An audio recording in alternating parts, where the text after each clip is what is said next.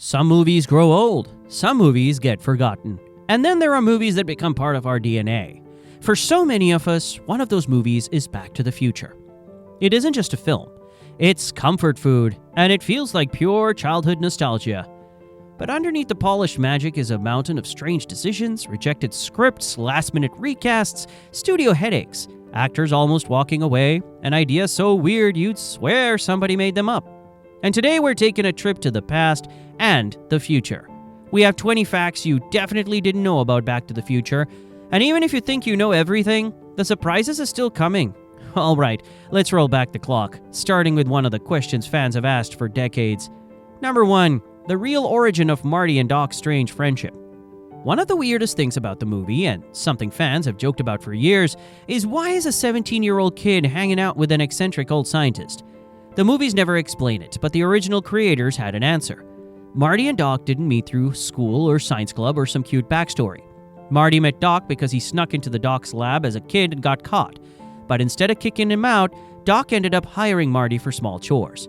Marty was drawn to Doc's weirdness and Doc liked having someone who appreciated his inventions. The friendship grew from there. Simple, innocent, and honestly pretty wholesome. No mystery or drama, it was just two misunderstood people who clicked. And speaking of strange ideas, Doc was supposed to have a much stranger companion.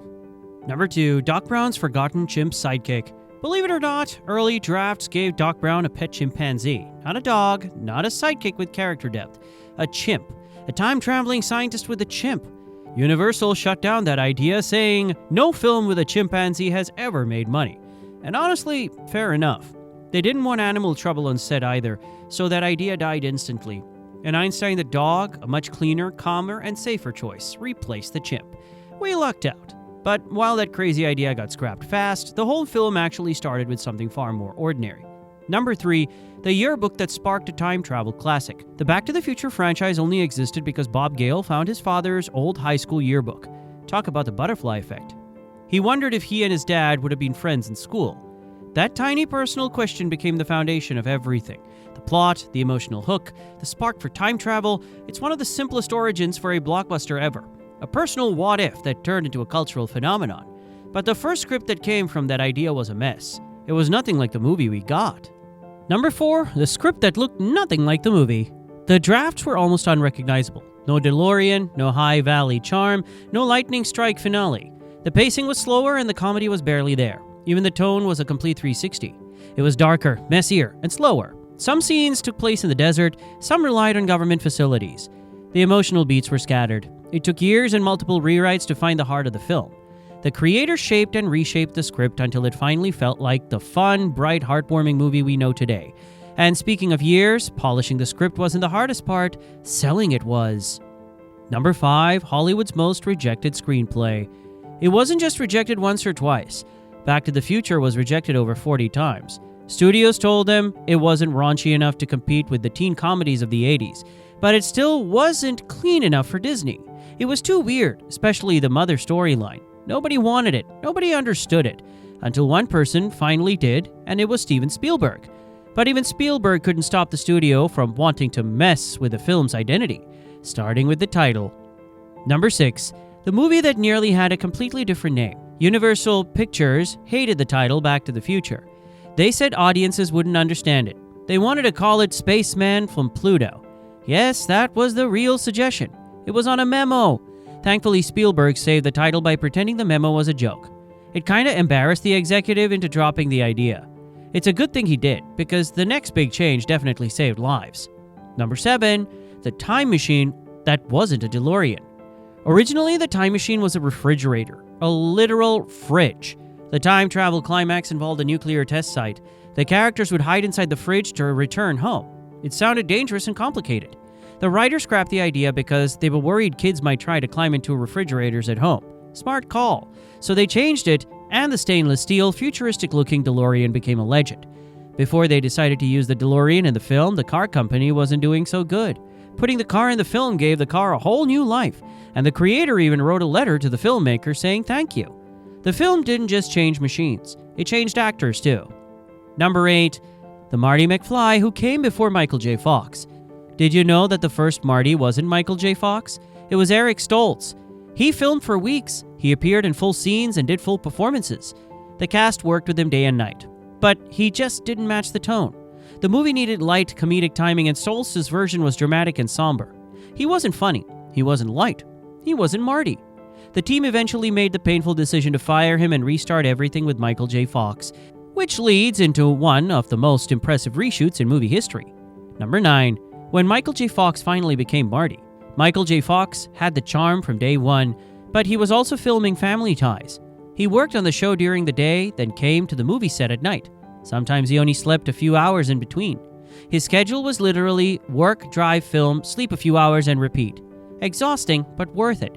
He became Marty McFly in a way nobody else could. Now, Fox wasn't the only actor almost lost. Doc Brown nearly disappeared too. Number 10. Christopher Lloyd almost said no to Doc Brown. Lloyd didn't want the role at first. He didn't even want to read the script. He wasn't a fan of broad, comedic characters, and he had just come off of a different film.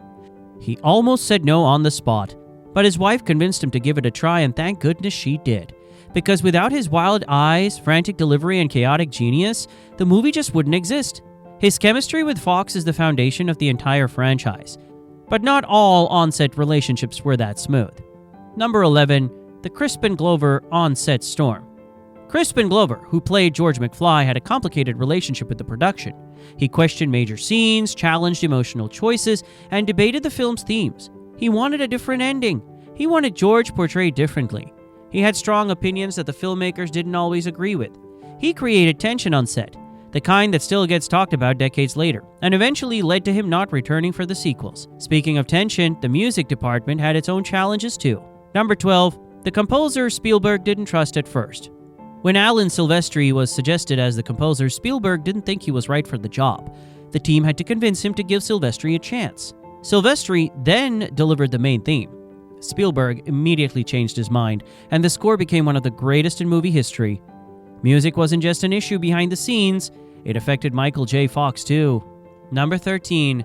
Michael J. Fox's secret musical assist. For the Johnny B. Good scene, Fox practiced endlessly. He learned the finger movements and mimicked the style perfectly, but the actual playing was handled by professional musicians behind the scenes. It was teamwork, and it worked beautifully. That scene helped turn the film into something even bigger. Number 14. The movie that became an instant classic overnight. Back to the Future wasn't a slow burn success. It was huge instantly. It topped the box office. Families lined up to watch it. Critics praised it. Kids quoted it nonstop. Adults loved it. It was the number one film of 1985 and stayed that way for weeks. Its success was immediate and overwhelming. That success justified the massive production that built the film's world. Number 15. Hill Valley, the town built from the ground up. Hill Valley wasn't a real town. It was a giant, entirely constructed set on the Universal backlot. The crew built everything. Every storefront, every road, the clock tower, the roads, every detail. They built the entire town so they could control every shot. They controlled lighting, weather, timing, crowds, everything. It became one of the most iconic sets in movie history. And speaking of iconic, Biff has an iconic response to fans. Number 16. Biff's secret fan card. Tom Wilson, who played Biff, gets recognized everywhere, and fans love asking him questions. He got so tired of answering the same set of questions that he made a laminated card with all the answers. If someone asked the usual stuff, he just handed them a card. Legendary behavior. Of course, the franchise's success didn't stop with redundant questions. Number 17. The two sequels that expanded the timeline. The studio wanted more and allowed the team to build a full trilogy. Back to the Future 2 and Back to the Future 3 were greenlit. The second movie took fans to the future. The third sent them into the Old West. They pushed the story into the future, the Old West, and everywhere in between. The writers expanded the world, deepened the lore, and gave fans a complete adventure across different eras, something not every classic 80s film achieves. Making those sequels, however, was a whole story on its own. Number 18.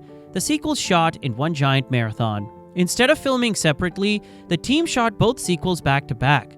This means long hours, continuity challenges, location challenges, and massive planning. Actors switched costumes and timelines constantly. It was one of the most intense production sprints of the era. That ambition is part of why fans never stopped hoping for a fourth movie. Number 19. The rumors of a fourth movie that won't die. Every few years, someone claims a fourth movie is coming. Every few years, the creator shut it down immediately. They've said it for decades. No reboot, no remake, no fourth movie. But the fans, we're still holding on to hope. So, here are the facts. The trilogy is complete. They don't want a remake. They don't want a reboot. They don't want to risk ruining the legacy.